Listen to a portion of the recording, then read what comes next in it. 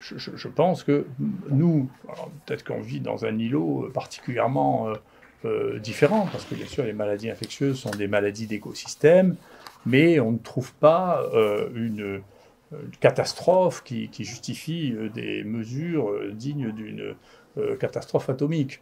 Par ailleurs, si on regarde ce qu'est la mortalité de cette maladie, c'est assez difficile à évaluer, mais il y a au moins un endroit dans lequel c'est facile d'évaluer une part de la transmission et la part de la mortalité. C'est cette grande folie qu'ont fait les Japonais en coinçant tout le monde sur un bateau de croisière avec des gens dont la moyenne d'âge était extrêmement élevée, comme les croisiéristes en général. Il y a à peu près 3000 personnes. Là-dessus, il y en a 700 qui sont tombés malades et 7 qui sont morts. Dans la population la plus à risque, la mortalité est de 1%. Donc il faut arrêter de raconter des choses qui terrifient les gens.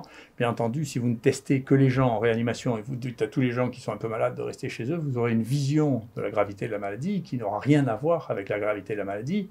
Et la gravité de la maladie des gens qui sont en réanimation, généralement, est très grave.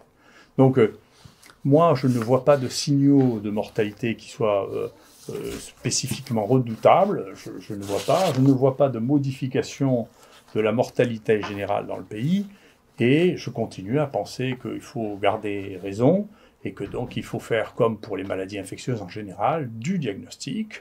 Nous, on a réalisé ce à quoi je m'étais engagé auprès du ministre, jusqu'à 1100 diagnostics par jour, d'accord, PCR par jour. Et on traite les gens, maintenant on sait que c'est efficace sur la durée du portage, c'est-à-dire au lieu d'être porteur pendant 20 jours, ce qui sont les derniers travaux qui ont été publiés, ils deviennent tous négatifs en 6 jours. Je pense que c'est quand même une différence très significative. Bien sûr, ils sont guéris en plus cliniquement. Et donc on a un diagnostic, un traitement qui commence et qui a fait sa preuve, peu importe tous les commentaires des uns et des autres. Je pense qu'il faut rester raisonnable comme des vrais docteurs, c'est-à-dire les docteurs, ça fait du diagnostic et ça traite les gens. Voilà. Après, les politiques, ils font ce qu'ils croient devoir faire. Mais nous, les docteurs, je pense qu'il faut faire confiance aux médecins. Les médecins, quand quelqu'un est malade, ils doivent essayer de faire le diagnostic. Et s'il y a un traitement qui est valable, ils doivent l'utiliser.